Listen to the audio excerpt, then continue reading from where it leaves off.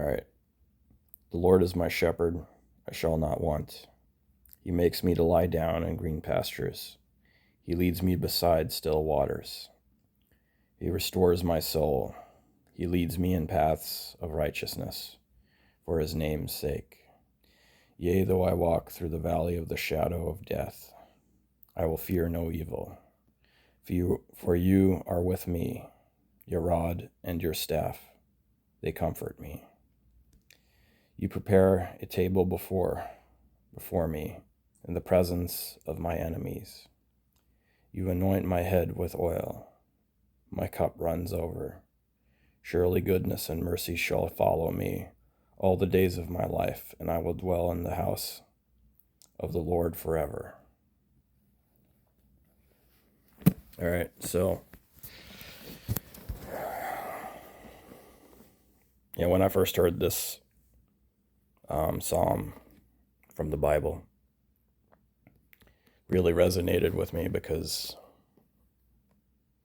much of my life has been spent in this valley, the valley of the shadow of death. The valley where suddenly you're cut off from life as you know it, and you're thrown into the wilderness, and suddenly darkness is all around you,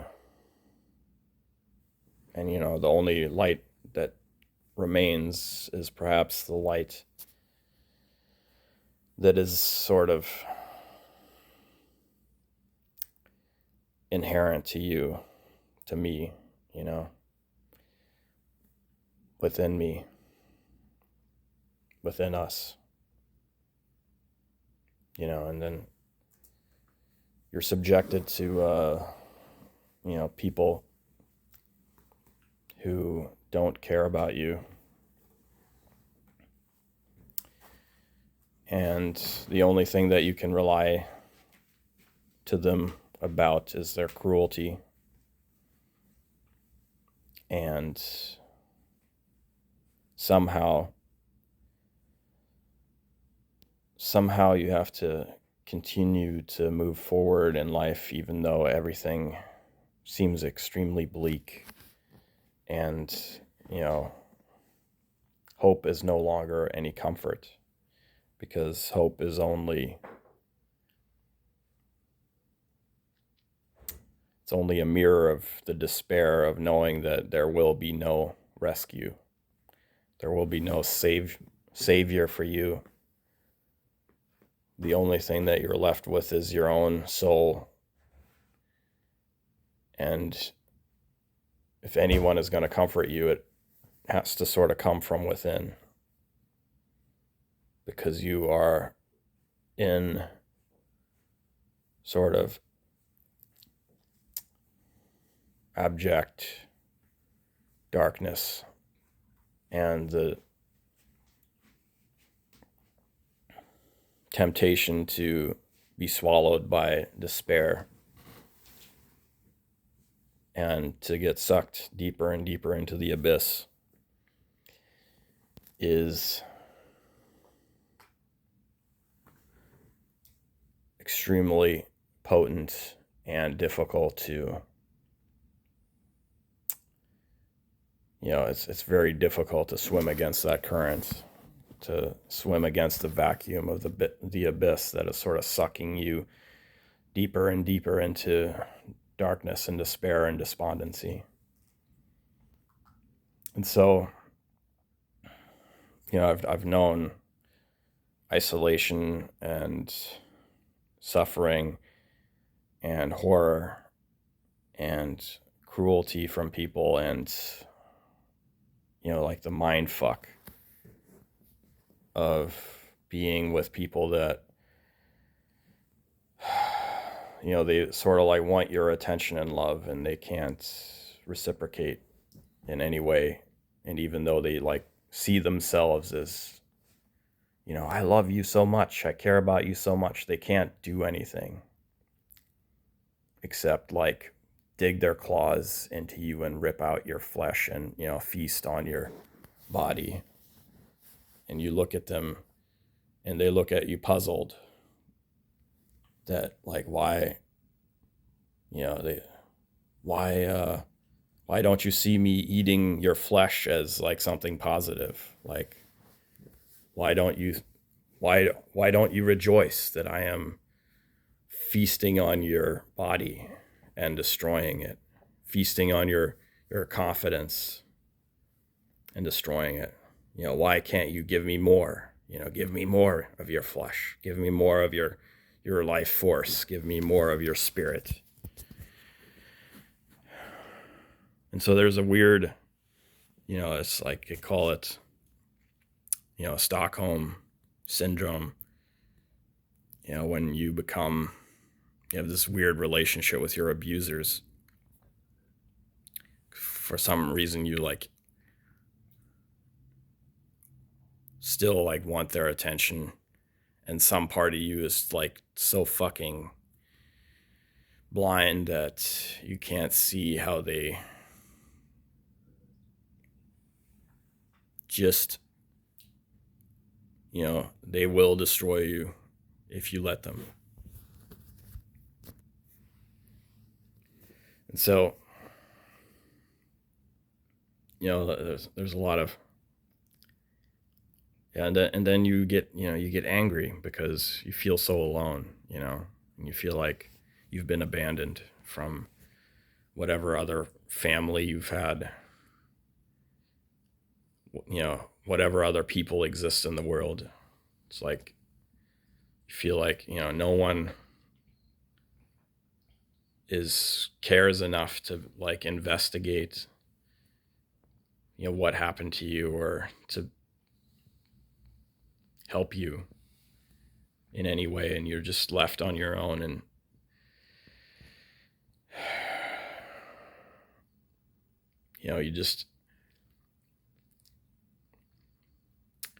you almost like wish that you could give up on life, like that you could hate life enough to find your courage to make a swift exit, and yet somehow you keep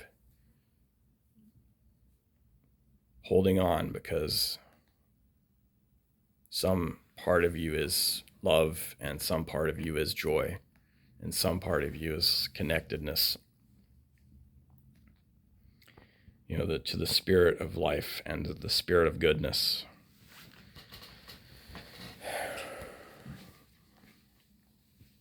And you realize that nothing anyone else thinks about you matters anymore, because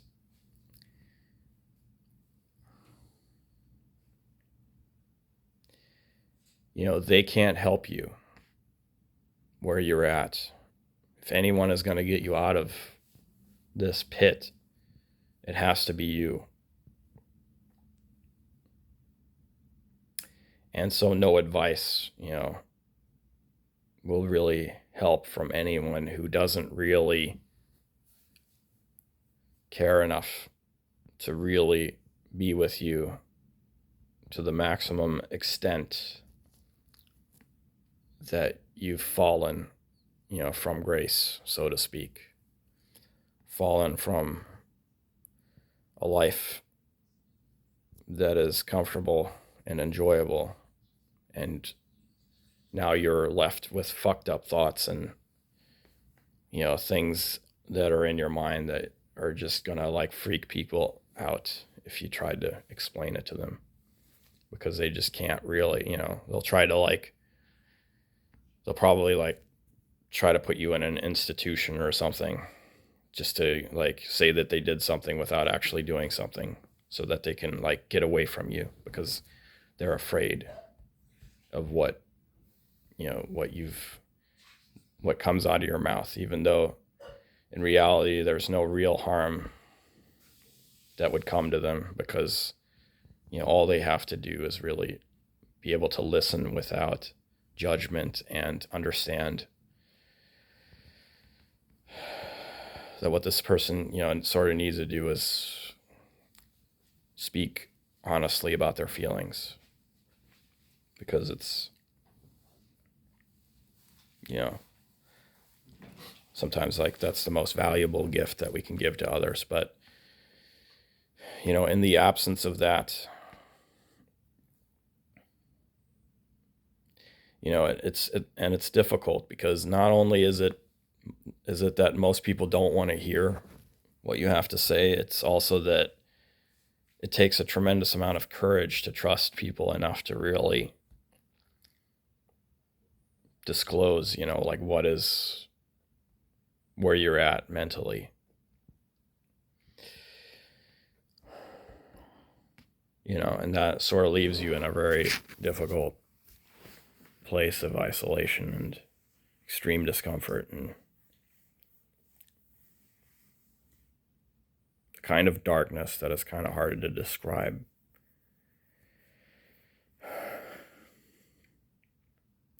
You know, and so I've known a lot of pain and suffering and loneliness and, you know, cruelty from people that claim that they've loved me. But I never really quite, you know, you think that you know pain, but you don't necessarily know it well enough to really say, okay, I'm done. I'm fucking done with this. You know, I'm not going to worship pain and suffering anymore. I don't need to cut myself, you know, emotionally, mentally, you know, until you really, there's, you know, because the more you sort of do that, the more you invite it into your life. And sometimes there's deeper levels of pain that you didn't even realize existed, because you're like, you become a little bit cocky in your ability to swallow, you know, 10 million negative thoughts and, you know, a day, and somehow, you know, and misery and horror. And you think, you know, well, yeah, I already know, like, pain and suffering. So, you know, I can deal with anything, you know, that comes my way. But I would caution people to, you know, realize that there are worse hells, that where you thought what you knew was pain, if you invite more into your life because you haven't known it well enough, there is fucking deeper pain. There is pain that will rip your fucking soul apart, and nothing will be left except like a little child in the darkness that is completely convinced of nothing but horror and evil. And so, you know, I've had a humbling experience in, you know, recent history where I've had, you know, an experience, you know, I've had a lot of like really positive experiences that brought me closer to God. And, you know, a lot of my pain has sort of was followed by a deeper communion with God. But also, you know, pain also shows you like really the darker sides of reality. And so, like,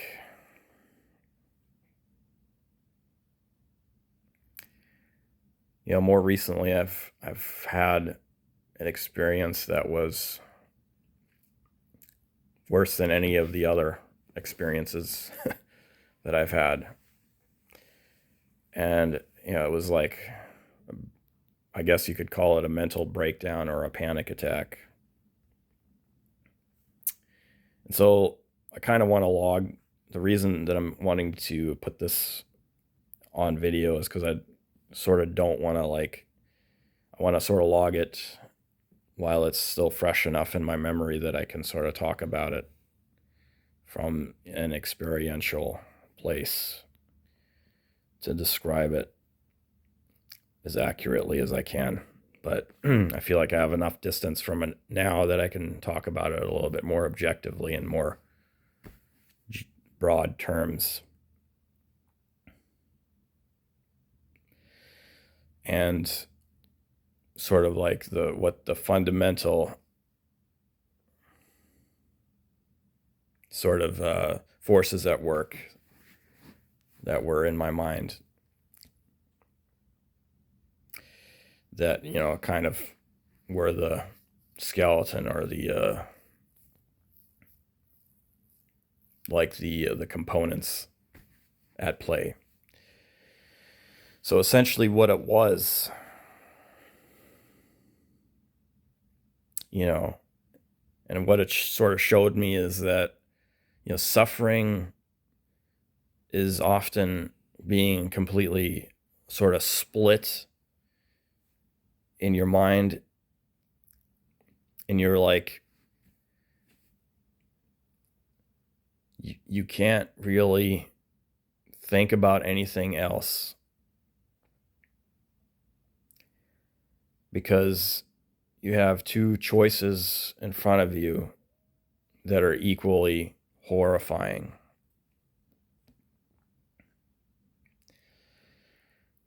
But you sort of feel like you have to decide to go one way or the other.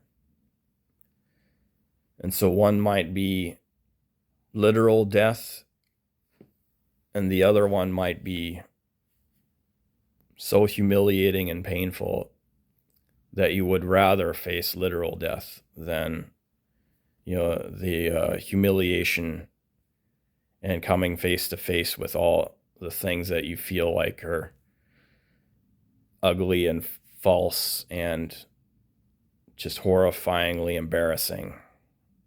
It's like sort of like, to try to describe it, perhaps like to imagine like you're like, you're going to the bathroom and suddenly, the walls come off and you're like, now like everyone is watching you, doing, like your business.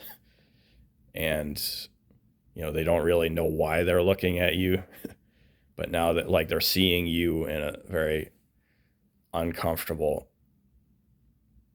light. And so it's like, to me, like what the panic attack was like is like, okay, I can't go in this direction because I will literally die if I continue moving forward. But if I go in this way, I have to sort of admit how I feel like I've betrayed myself and sort of betrayed what I love. And like everything that I find sort of beautiful in this world, I sort of have to shut the door on that. At least, that was what my perception was at the time. And it was so difficult to really go in either direction. I was just completely just so ashamed of myself, extremely ashamed, embarrassed, humiliated. And on top of that, I was completely exhausted, completely emotionally exhausted. And, my heart was just twisting, like literally, I could feel it like cramping in my chest with this. And all I could say is fuck, fuck, fuck, I'm fucked. Fuck me, I'm fucked, I'm fucked, I'm fucked. And so, and then, like there were moments where I just like started convulsing. Cause I like literally like couldn't, I don't know, it's just like I couldn't like get back to a comfortable state of mind. And I just felt absolutely horrible and miserable in a way that is hard to describe, and lonely, not just lonely, but like just completely in darkness, totally surrounded by nothing but darkness. Like I couldn't breathe, and I just couldn't, I just felt like life and what I wanted was so far out of reach that I could never really again interface with life, and that I was somehow in some kind of Twilight Zone hell of just completely isolated in a way that is hard to really describe, to put into words. Just like where I felt like I was now in a place where no one could really find me or reach me. I was just, it's just somehow just like some kind of fallen creature in the abyss, and with no way out, nowhere to go, nowhere left to turn, no decision that I could make to get me out of this horrible place. And I just felt completely fucked. And so like I think a lot of pain comes from being caught in a place where we're split in our minds, where we feel like we have to make a choice, and it feels like the choice that we have to make is sort of fundamentally against ourselves, against what we want, and sort of like against the greater truth, because we can't reasonably really explain the truth anymore to the people around us, because they don't have the time or the interest to really hear it. And they can't really connect with us anymore. And now we're just lost, because we're like in a complex maze where we really are so deep inside of it that no one who looks at us from the outside could possibly really fathom like how to undo what has been done in our minds. And so that's sort of what I felt like. I was just trapped in like the deepest hole in some complex web, and I just felt like I couldn't really connect with, I would never like really able to again connect with human beings, because I just felt so like what was like the reality of my experience is something that no one could really be ever intimate with. And intimacy is being self with others, and so what myself had become felt like something that was not relatable at all to anyone, because it would just make them scared and run away. And I think, like that is sort of fundamentally what is at the heart of a lot of the loneliness that is, in the world today. Like people get sort of captured by their, devices and the escapism and entertainment. And meanwhile, like this fucking darkness inside of us grows, and we forget sort of like how to really relate to human beings anymore. And it becomes like a fucking like scary hell, because it's like on the one hand, you want to connect with people and you want to relate with people, but on the other hand, you would just much rather just be alone, because like that interacting with them will be just fucking disappointing, and you'll just feel like you have to put on a mask, and that they don't really want to see who you really are. They just want to see a fucking mask.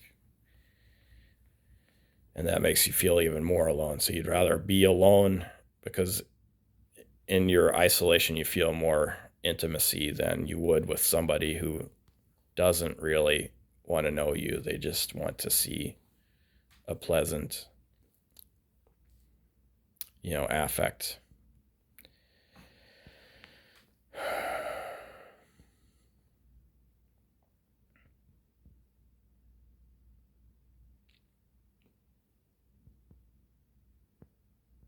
And so, yeah, it was an interesting experience, because I feel like, some of the things that I did I sort of invited this experience, because I had become like kind of cavalier in my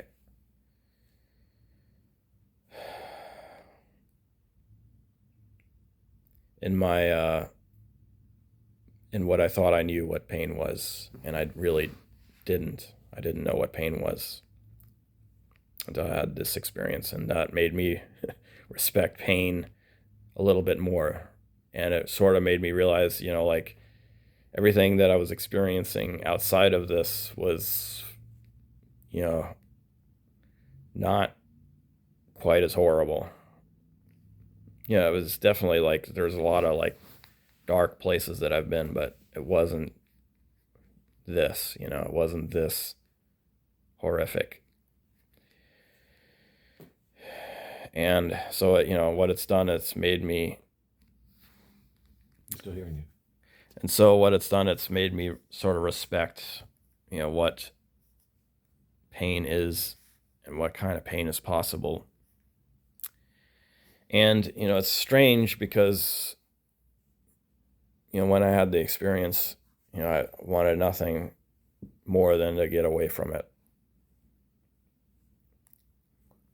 And, I finally, I made the decision that was looming in the air, and, I didn't want to make it, but I felt like the only other choice was, essentially facing death, and I didn't really see any good that would come from, me giving up my life in that way. So, I'm very grateful in a way of having had that experience, because it opened my eyes in a way that they weren't before, and it sort of made me more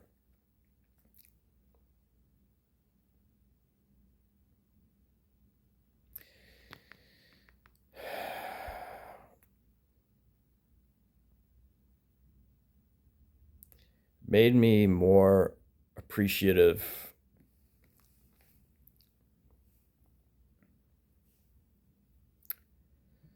of the goodness that exists in life, when we're not in, the worst part of it. And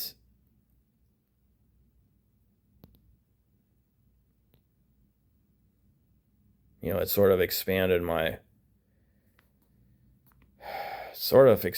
feeling of compassion for human beings that suffer. And, because fundamentally, we're all kind of connected in our suffering and in our love. Where we become disconnected from each other is in our mental spaces, where we try to live based on, ideas and values and, strategies and just stories, But when you really get fucking thrown against the wall and realize that all that fucking stuff is just stuff of the mind, you know. It's not something that will give you comfort, you know, when you're in hell, you know. The flames of hell will burn that shit away so fast, you know, that you won't even be able to, you know, remember what it was like to be someone who was so like firmly invested in a bunch of silly ass bullshit stories, you know, that people preoccupy themselves with in life. And so, you know, what it's done for me, it's brought me closer to life in a sense, you know, and what is really valuable. And it's made me, you know, highly disinterested in any sort of like superficial, you know, narrative. And so, like,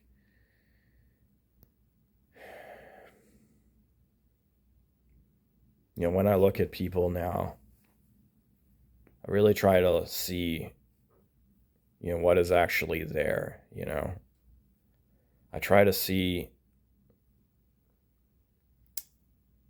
not like what it is that I want from them or how they could be useful to me in my life. I just want to see them and what it is that they feel, you know. It's made me more curious about human beings. And, you know, so much of what we are is lost because we pay attention to the words that other people say and this, you know, the way they paint themselves. But, you know, what it makes me realize is that none of that is what a person is, you know. Like, words do not define us in any way. And the conversations we have, you know, when I listen to people, I try to hear, you know, what it is,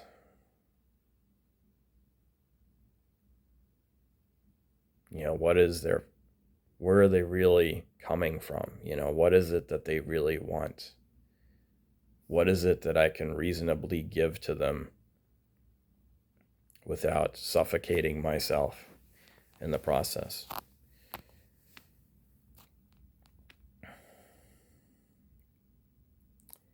And it somehow facing my own suffering and letting go of all the garbage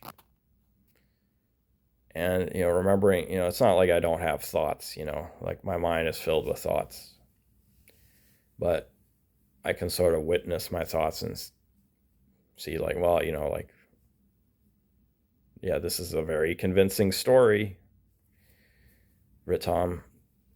Oh yes, you came out really with a really good one. You know, you got some real good logic. Yeah, that makes perfect sense.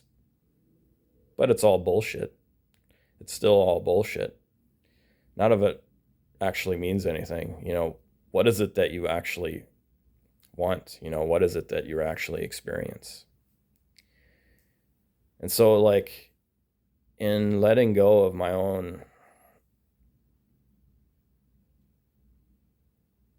identity of that is attached to like strategies and thoughts, you know, it's allowing me to see human beings without really resenting them for what it is that they present superficially as what their values are, because I can see more the human being, you know, behind that. You know, it's like sort of like when we look at it, you know, I'm not trying to like be insulting here, but it's like when we look at an animal,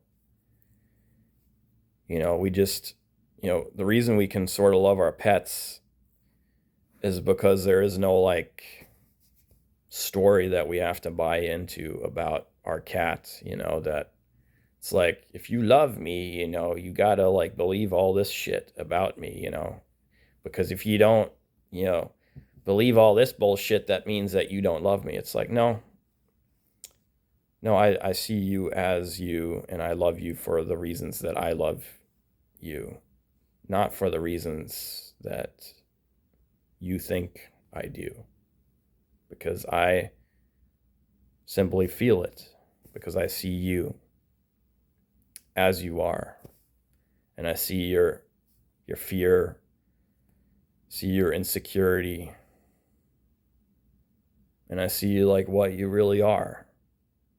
And your stories, they may be convincing to you, but they're not convincing to me, because I'm not convinced by my own stories. And so I don't have to be convinced by anyone else's stories. I can just be with you and be curious about you,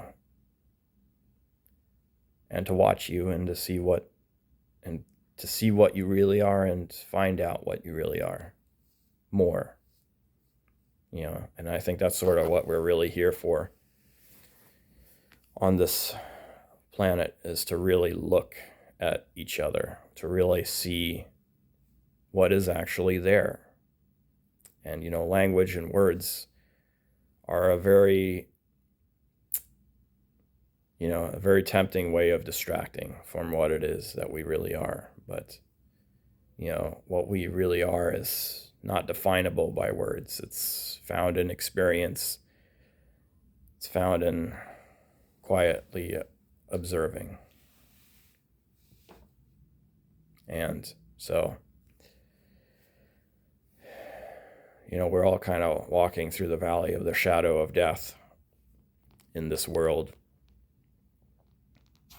And, when it's sort of like, a lot of us have lives that make it seem like we're in some other place than the valley of the shadow of death, because things are going well.